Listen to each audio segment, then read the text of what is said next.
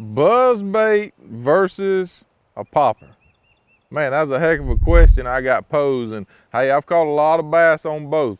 Used to be the popper was the #1 bait I'd use when it was topwater season. Then it went to a buzzbait, then it's back to a popper.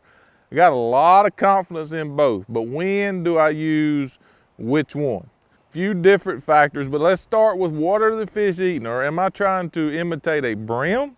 Or am I trying to imitate a shad? If I'm trying to imitate a shad, then I'm going to use the buzz bait. If I'm trying to imitate a brim, I'm 100% going to use the popper.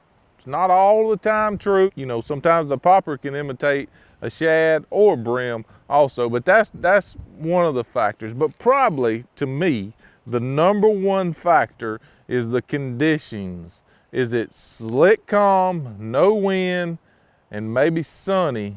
Then that's when the popper is going to probably shine. The buzzbait may be a little bit too much for them. You know, it creates a little bit more racket, and you can go with the popper, and a lot of times you can trigger them fish to bite then. One of the biggest misconceptions in topwater fishing is it has to be cloudy, and that is simply not true. Some of the best days I've ever had on a popper or the Strike King Splash It is when it's super calm, super slick, and super sunny. Now, if I got a little bit of wind and I think I can cover a ton of water, especially if I got a good bit of wind, then I'm gonna go to the buzzbait because I want that chaos, I want that racket, I want that fish to be able to find the bait.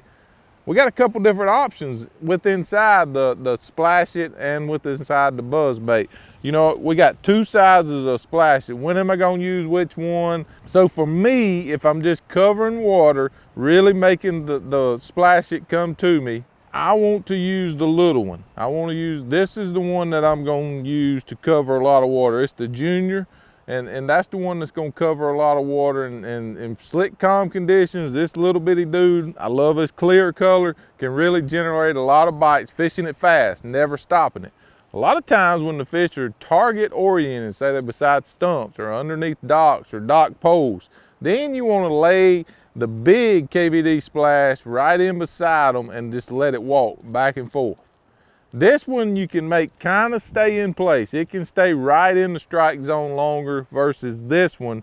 So if it's a target oriented, stumps, dock poles, trees, whatever, go with the big one. Lay it in there on his head, make it walk back and forth till he gets ticked off and he bites it. If you're gonna cover a lot of water, then go with the little KVD splash. Buzz baits, when do I use what buzz bait? If it's super clear water, very light winds, that's when I'm gonna use the swim bait type trailer. This is my Strike King skipping buzz bait, and the Rage Swimmer, there's no better bait to put on the back of it, especially in clear water situations. This dude will generate a lot of bites. If I got a lot of color in the water, maybe a lot of wind, that's when I'm gonna put the frog on there.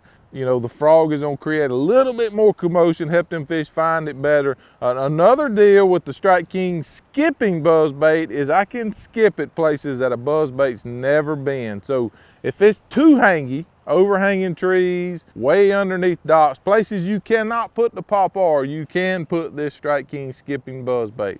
That's just a few of the factors I use when choosing between a buzzbait and a popper. #1 for me is conditions. If it's super slick, I'm gonna go with the KVD Splash. If it's got a little bit of wind or a lot of wind, that's when, or if I gotta get way up underneath stuff, that's when I'm gonna use the Strike King skipping buzzbait. That's my theory, that's what works for me. I hope this helps catch you a few more fish.